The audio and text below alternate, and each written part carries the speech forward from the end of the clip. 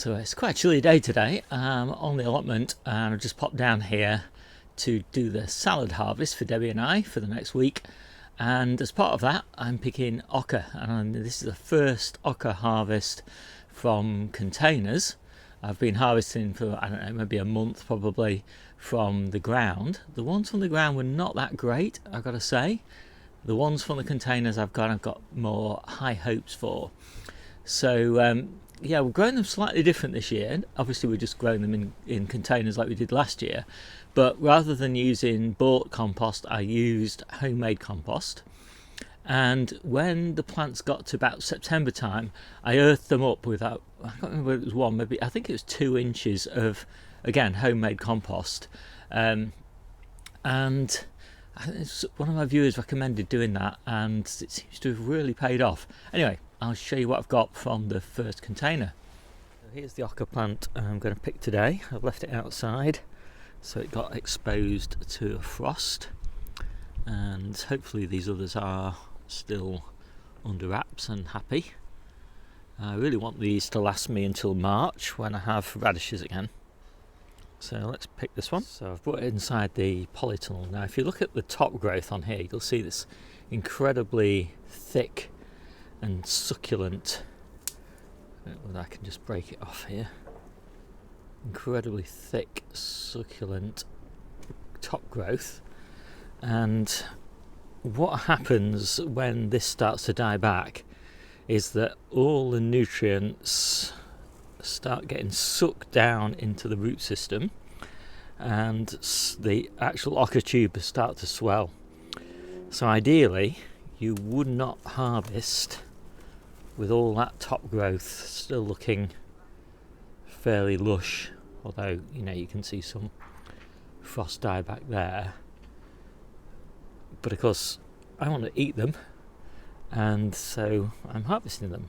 So hopefully what I did here would improve the yield, and what I did was I earthed up this pot, added about 2 inches on top of the original surface, and I'm hoping that there's a lot of Oca tubers formed in that layer. So I'm going to have a rummage around now and see what we find, and the answer to that question is not quite as many as I'd hoped. So I've seen some of the other ones that I got more. Anyway, I'm going to pull the plant out and see what I've got. And oh my goodness, this looks good. Now in previous times when I've grown Oca, if I've grown it in the ground, I find that most of the tubers are really on the surface, basically in the kind of compost mulch. Now in this case, the tubers seem to have kind of gone down into the actual depths of the pot, and that is pretty encouraging. Now I'm not going to be able to film all of this, so I'm going to break this apart and see what I've got. So there we go, that's the harvest from one container, and I'm really pleased about that because we've got 10 more containers, and so hopefully that will last us until March, and then we'll have radishes again. So yeah, absolutely, these are just fantastic. The quality of these tubers is amazing by comparison with the ones that we got from the plants in the ground in our sandy soil. And the root mass was phenomenal in the pot, and obviously that's all chopped up in the compost bin again now. So I'm really pleased. Now I've got these are yellow ones obviously, and I've got some red ones as well, so I'm excited to see how those have done. I'll be saving the bigger tubers, probably a few of them, for plants for next year. But yeah, I've got to say that's a resounding success. So plants with about the same amount of space, grown in the ground, had at best a quarter of that yield. So that's 4 times the yield from containers, and that is brilliant. And before I go, I thought you might like just to see the salad harvest that I've done. Salad pickings are, I've got to say, a bit sparse at this time of year, and they're going to get even worse as we move into the middle of December and into early January. But we have enough for Debbie and I, but we generally don't have enough spare for many extra people. We've got a few beds outside in low tunnels and coal frames, and those are the slowest beds by far, but they really come into their own in spring, early spring, and they take over from the ones that we've got in the polytunnel, which at the moment are growing really strongly. But we need the polytunnel beds in late February, early March for other crops, so that's when we sort of transition to the ones that are outside. So you can think of the ones outside really as a bit of a bonus at this time of year. They're really there for early spring, the polytunnel ones being the main area that we're harvesting over winter. So there's the box of salads. That's a 25 litre container there. A few sweet carrots, a little tiny bit of carrot fly damage on them, but they'll chop up fine.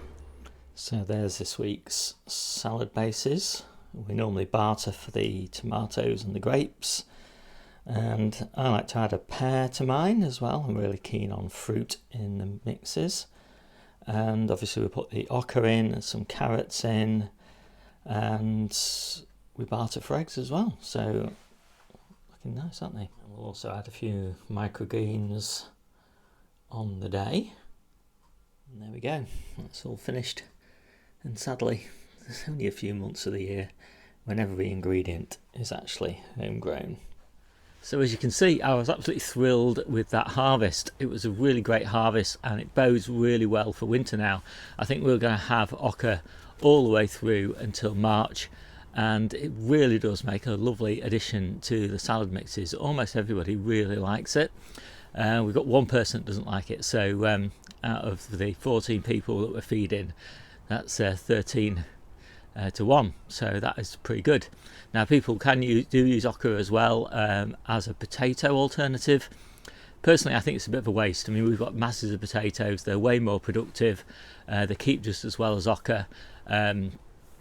I just can't see the advantage, but for us as a radish alternative, they really are great. As I say, we don't have any radishes over winter. We won't have them until March, and we stopped getting them in November. So it's just, it's really great to have them oca as a substitute all the way through winter. And what else do we do? So we'll save some of the tubers, we'll put them in just not moist, but just slightly off dry. No, let's say moist. We'll put them in moist compost, very slightly moist compost, and we'll keep them in there until they start to sprout, and then we'll pot them on in the polytunnel into 4-inch pots until they're nice little plants, and then we'll put them outside when all risk of frost has passed, which for us is about late May. And that's about it. All there is to it. You can eat the leaves, although we haven't done that yet, but apparently they're quite sort of citrusy, quite sharp in the taste, so some people might like that. I'm a bit fussy with my salad, so I probably won't, but we've got a lot more adventurous people that we feed than me, and that's all I can think of to say. Oca, think about it next year. It's quite a good crop, quite fun to grow, looks really beautiful, really crunchy, really zesty, really great and refreshing in winter. My name's Steve, this is the Seaside Allotment channel, and I'll see you soon.